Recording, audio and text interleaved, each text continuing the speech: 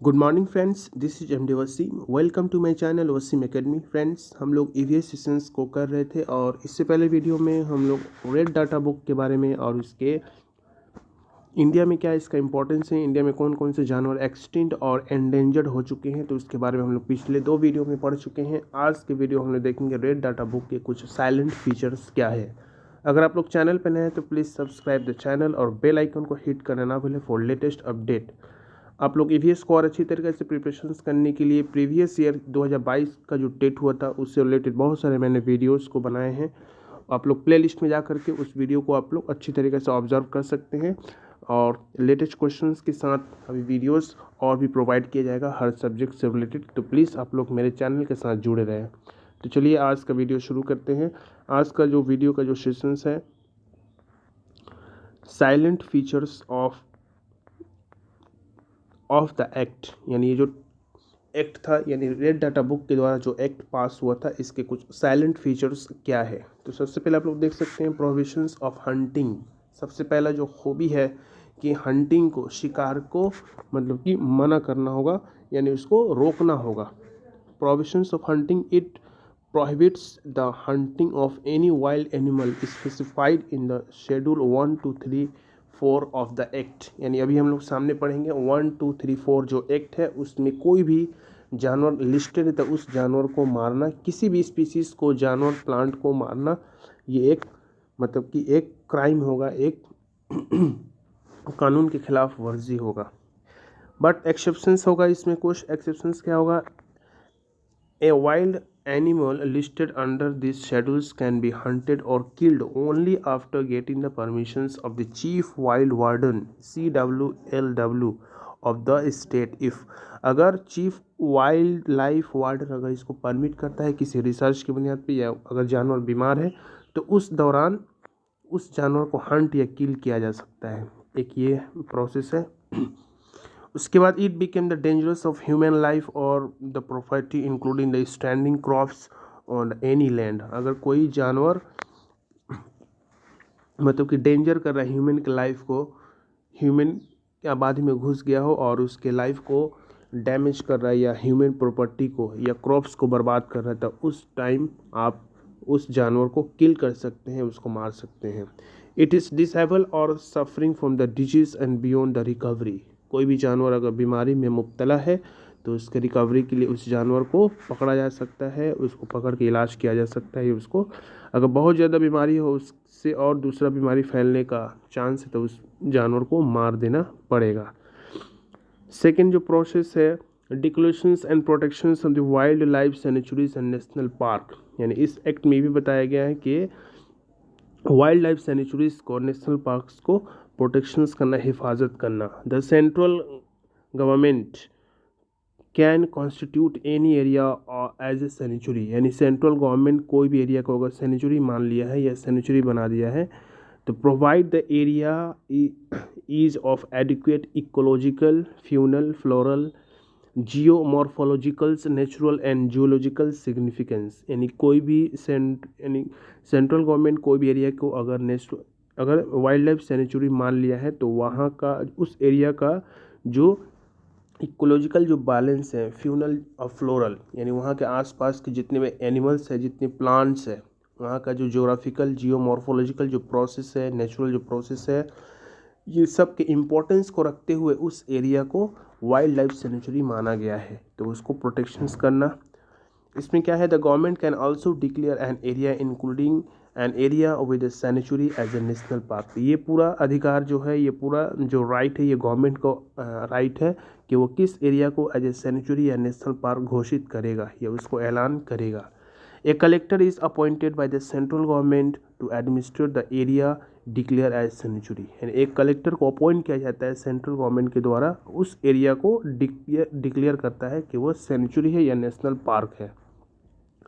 Constitutions of the various bodies, बहुत सारे constitutions में बहुत सारे बॉडीज़ है जो वाइल्ड लाइफ प्रोटेक्शंस एक्ट के लेके काम करता है। तो इसमें हम लोग देख लेते हैं। The WPA act provides for the constitutions of the bodies to be established under this act, such as the National and State Board for the Wildlife, Central Zoo Authority, National Tiger Conservation authority. तो ये सब कुछ constitutional bodies है जो कि natural जो wild life जो animals हैं उसको प्रोटेक्शंस करता है, और नेशनल पार्क को भी और सैनिचुरीज को भी प्रोटेक्शंस करता है।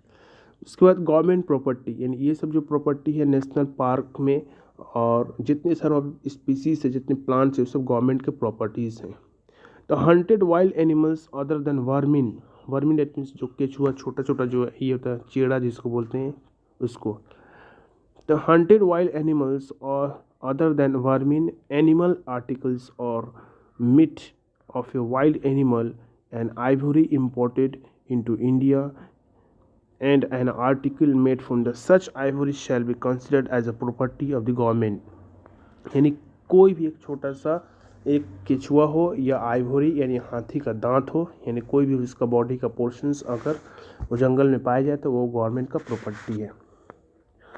अब यहाँ पे देख लेते हैं bodies constituted under the act, कौन कौन सा बॉडीज़ हैं जो इस एक्ट को पालन करने के लिए काम आता है। सबसे पहला है NBWL, national board for wild life.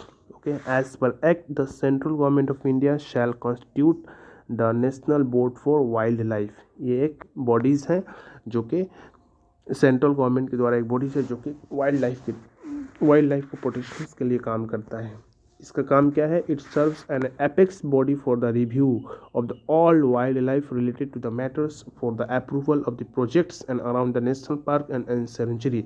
National park और सेंचुरी में जितना सारा प्रोजेक्ट्स है इसको अप्रूव करते हैं। ये सबसे एपेक्स बॉडी है NBWL। The NBWL is chaired by the prime minister, इसके जो चेयरमैन है, जो मेन हेड है वो PM होते हैं, and is responsible for promotions of the conservations and development of the wildlife and forest. Next one is the minister of the environment, forest, climate change is the vice chairman of the board। यानी जो minister होते हैं environment का या forest climate change का जो ministry होते हैं तो वो इसके वाइस चेयरमैन होते हैं और मेन चेयरमैन PM होंगे। The board is advisory in nature and can only advise the government on policy makings for the conservation of the wildlife। ये बोर्ड सिर्फ एडवाइस देगा गवर्नमेंट को कि वो पॉलिसी बनाए वाइल्ड लाइफ को प्रोटेक्शन करने में। एक और बॉडी है central zoo authority. Okay, central zoo authority the act provide for the constitutions of the central zoo authority consisting of a total 10 member including the chair persons and members secretary. यानी ये जो zoo authority है central zoo authority, इसमें 10 members होते हैं, इसमें chair person को include कर दे और कुछ सिक्योरिटी मेंबर्स को भी इंक्लूड करके। इसके बाद the environment minister is the chair person, and environment minister इस जू अथॉरिटी का चेयर पर्सन होते हैं। The authority provides to recognitions to the zoo and is also task with the regulating the zoos across the country. यानी zoo authority ये पूरे country में जितने सारे जू हैं जू को पहचान लिस्टेड रखना, रेगुलेटिंग करना और उसको हिफाजत प्रोटेक्शंस करना। ठीक है, तो ये था कुछ इम्पोर्टेंट। इसके बाद और कुछ है बोर्ड, यहाँ पे देख सकते हैं इसको, national tiger conservation authority act NTCA। तो ये भी एक सेंट्रल गवर्नमेंट के द्वारा चलाया हुआ एक टास्क फोर्स है। ओके, टाइगर के ऊपर चलाने वाला एक टास्क फोर्स है जो 2005 में ही शुरू किया गया था।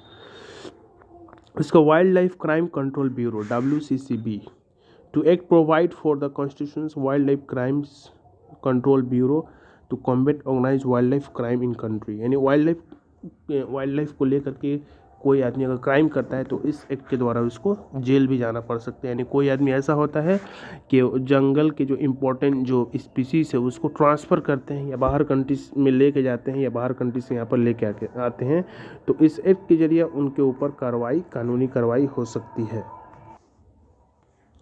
तो ये था कुछ इम्पोर्टेंट एक्ट। अब हम लोग देख लेते हैं कुछ शेड्यूल्स। तो शेड्यूल्स इसमें चार शेड्यूल्स है। तो ये सबसे पहला ऊपर में देख सकते हैं the wild life protections act 1972 has divided the protection status the various plants and animals under the following 6 schedules. 6 schedules में इसको बांटा गया है। सबसे पहला शेड्यूल 1 में it cover the endangered species and need the rigorous protections. The species granted the protections for the poaching, killing, trading. यानी schedule 1 में ये बताया गया है कि जितने भी इंडेंजर्ड स्पीसीज है इन सभी को प्रोटेक्शंस करना, और किसी भी एनिमल को पोचिंग करना यानी शिकार करना, इसको मारना या ट्रेडिंग करना, ये इलीगल काम होगा। तो ये आप लोग देख सकते हैं, और कुछ इंपॉर्टेंट नहीं है, बस इसको एक नज़र दे सकते हैं। यहाँ पे कुछ ऐसा एनिमल है जो कि ग्रांट किया जाता है प्रोटेक्शंस एट शेड्यूल 1 में। ये शेड्यूल 1 के तहत ये सब जानवर प्रोटेक्टेड है।